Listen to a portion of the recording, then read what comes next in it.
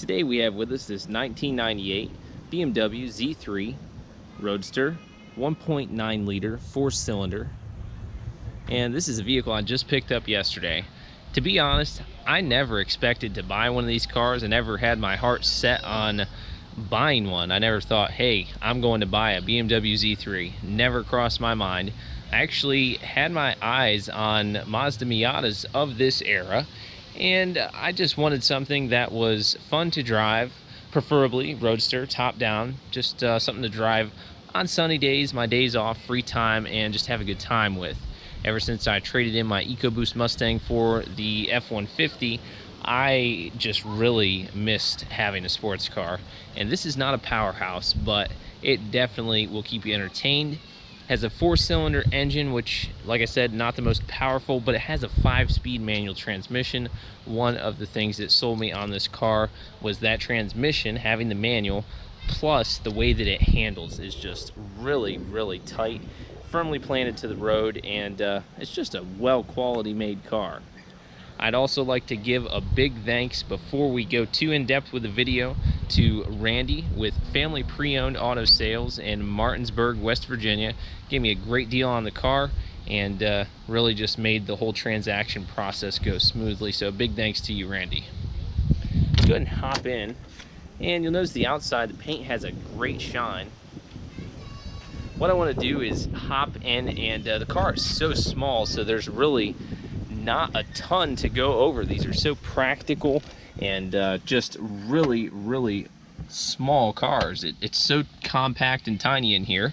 What I'm going to start by doing is folding the visors down, and I'd like to flip the top up so we can go ahead and just get a look at the car, how it's going to look the majority of the time of my ownership. I mean, the whole point of this car is having the top down. It's just a blast to drive. It has the beautiful shine on the exterior. Like I said, it's a blue exterior. Stepping up back to the rear, you've got your push button for the trunk. BMW badge in the center, Z3 on the side, single exit exhaust. Side profile of the car is just very, very slick, and I like the styling of these personally a lot better than the Miatas. Like I said though, never had my eyes on these. My dad found this car, this specific one, last week, and saw it online, showed it to me because he knows I've been looking for something like this, and I went and drove it just yesterday, and when I drove it I knew that this is the one that I wanted to get. These are the original rims. They are in like new condition. The tires are 225 50 R16s. These are, I mean, they look good on the car. Don't want to make it seem like I'm complaining about them. They look stylish. I think they're a little bit bland, so I might be swapping those out in the future, but that's nothing too big to complain about. Something you will notice is that the BMW badging, the paint, I've seen this is a common issue on BMWs. The paint tends to fade on the badges. So going to be replacing those eventually, and to tell you the truth, I think I could just replace this whole unit. I don't know if I'm going to do that or just the badge, but we'll figure that out. I did also fully detail the car since I bought it yesterday, and in addition to fully detailing it, I went ahead and did the Meguiar's 2-step headlight restoration. So the front end of the car looks just amazing now with those newly recoated, if you want to say, headlights. Up front, we do have the traditional United States, America license plate bracket. I'm going to, just to go along with the heritage of the car, BMW, I'm going to go ahead and get a German, I already ordered a German plate bracket and a German license plate, so I can have that up front. I think that's going to look pretty cool since the car is German. And I've actually never owned a BMW, so I know that BMWs really can be a lot of maintenance and a lot to keep up with. Doing some research on these, it seems like these are pretty reliable, the 1.9 liter 4-cylinder, as long as they've been well maintained, which seems like this one has. And of course, under my ownership, it's going to continue that well maintenance. So hopefully we don't have any major issues with the car.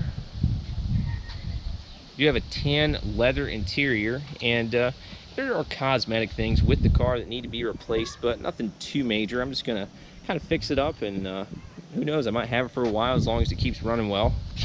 Speaker here on the door is a little bit loose, nothing to really complain about too much. It does have an aftermarket radio. You have soft to the touch, like spotted leather in between the door panel here. And the door panel is overall in decent condition aside from that speaker right there. One thing I will touch on is the seats are going to be getting reupholstered under my ownership. Not sure exactly when, but you can see that I've got these towels put over them. They aren't in like total trash condition where they're gouges and everything, but the seams, and I've seen plenty of Z3s online where the seams are actually coming apart there in the center along the edges, and you can also see the leather wearing on the side. I did skip this on the way inside. We've got the Roadster plating. Got our leather wrapped steering wheel that is in good condition. A little bit of fraying up top, but the stitching and everything on it is in good shape. Let's go ahead and fire the car up.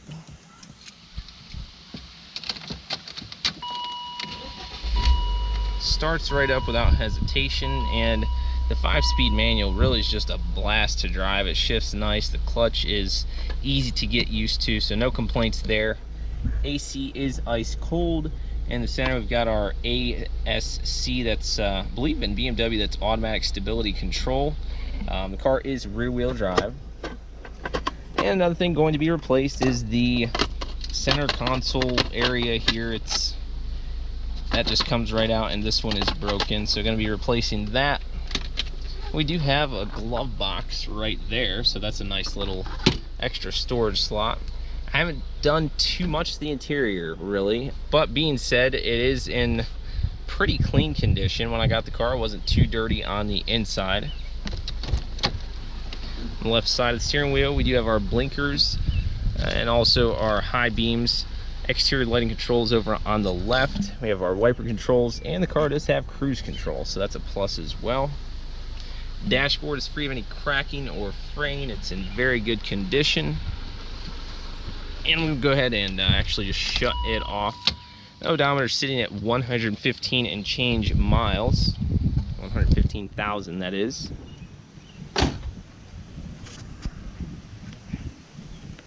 Taking a look at the trunk. Got some cleaning supplies in there.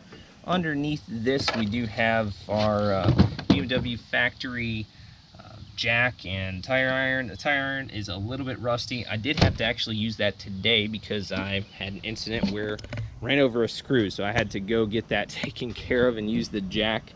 Over on the side here, we do have a storage slot, and these shocks, not gonna lie, these are pretty weak and definitely shot. I've slammed that unintentionally at least 4 times now. I did put about $15 in gas in it earlier in premium fuel just to top it off. Put 93 octane in it.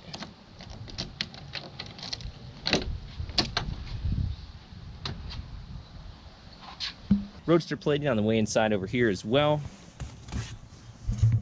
Getting in and out of the vehicle is it's pretty easy for being such a low-to-the-ground sports car. Having the top up, I'm about 5'8"-ish, and when this top is up, headroom is not so great, but really it's not anything to really complain about too much because the top's going to be down most of the time.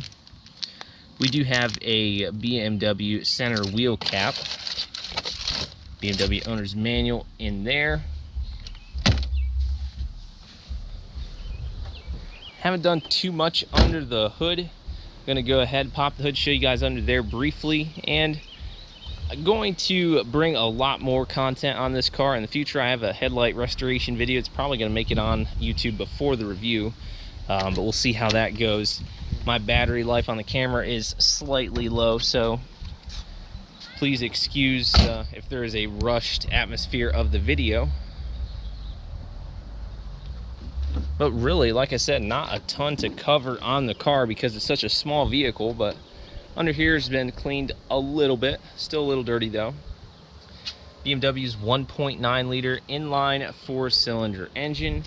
And like I said, not the most powerful engine, but with this engine you do get 138 horsepower and 133 pound-feet of torque. With an automatic, yeah, but with the 5-speed manual, definitely makes this car a nice driving experience for sure.